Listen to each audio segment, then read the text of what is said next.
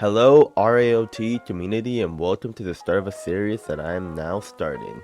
Essentially, I will be covering stuff that happens in the Roach Attack on Titan community and feeding you guys with the news. While I know that some people might see a problem with this, keep in mind I'm only doing this so I can give you guys both sides of the story and give you an unbiased perspective on the situation.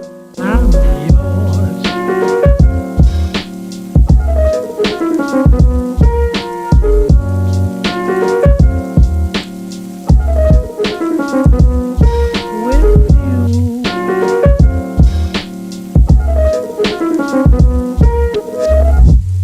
Anyways, as many of you may have noticed, Roach has recently made an announcement in the RAOT competitive official server.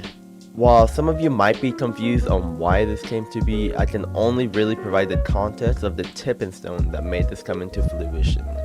Looking at the punishments, some of my friends have pointed out that the punishments do seem harsh, but in my opinion, I think it depends on the context.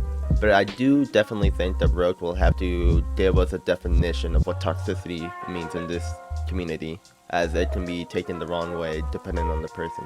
But this is just to prevent confusion and issues down the line. Alright, so the situation took place on April 30th on a Saturday. The official stream was announced and people hopped on ready to watch the match between Vanguard Leaves, aka VNL, and Renegades, aka RNG. Both are EU teams. As people tuned in and waited for the match to start, it slowly started to become apparent that something wasn't quite right. And as people waited for an hour, it was then announced that the match would have to be cancelled and postponed.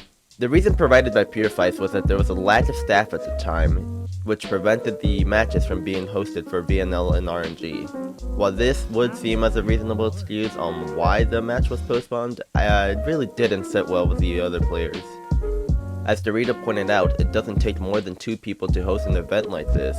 In turn, HypeLights responded by stating that the 2 other casters in the stream were the only staff online at the time. When asked why casters couldn't host lobbies, HypeLights responded by stating, and I quote, "It is not their job, they do not have the perms, and they lack the training." Now I found this kind of funny when I first read this, and I think a lot of other people did, as you can see by their response.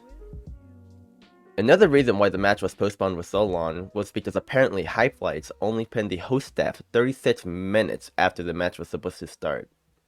While this was a big reason on why the match was postponed, we do have to take into account that the staff are only human and are gonna make mistakes like this, and while, yeah, we don't like it, it's gonna happen. Looking at the response from the community, I can see that the response wasn't that bad as I thought it would be, but it wasn't good either. Some people just kept, bothering and annoying the staff, even after you'd think that everyone would move on from the topic and, forget about it. And considering how there is a history of toxicity in the server, I can see why this led Roach to making the new toxicity policy. As I stated before, I do think that the definition of toxicity within the community should be laid out more clearly in order to prevent confusion and problems down the line. Because one thing I do fear is that a rogue staff might have beef with a player and then punish them for quote-unquote being toxic, even though that, can be untrue. So I think implementing a way for staff to not be able to abuse this, just in case, I'm not saying that it will happen, but the possibility is still there, and I think we should really take that seriously.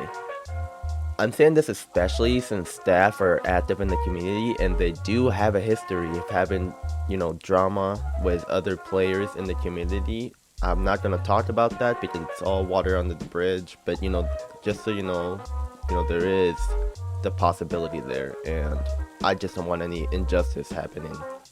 Some final things I would like to point out is while this whole situation was a tipping stone for the new toxicity policy, it is not the main reason on why the policy was put in place. It's no secret to anyone that there's always been drama within the community, especially between staff and some members. Stuff like this will go on to create rifts in the community and has. So a statement I do really agree with is from my friend Sakano. I quote, "This drama was the result of lack of communication and accumulated tension between staff and some members." Anyways, that's all the information I have on the situation and why Roke made the announcement. If I missed something, make sure to let me know in the comment section. And just to make sure you guys know, this video was not made to attack any specific party. It's just to inform the people of both sides and give perspective to a situation instead of leaving it unresolved. And while the staff were unorganized during this event, they are only human and will make mistakes. And while the people were justified in their anger, annoying the staff was not the way to go in this issue. Anyways, that's it guys. I will be making another video like this depending on what happens in the community in the future. And if you guys think I should cover something or you have a suggestion for a video, you can put it in the comments or you can DM me on Discord. My Discord will be in the description down below. Thanks for watching and don't forget to leave a sub.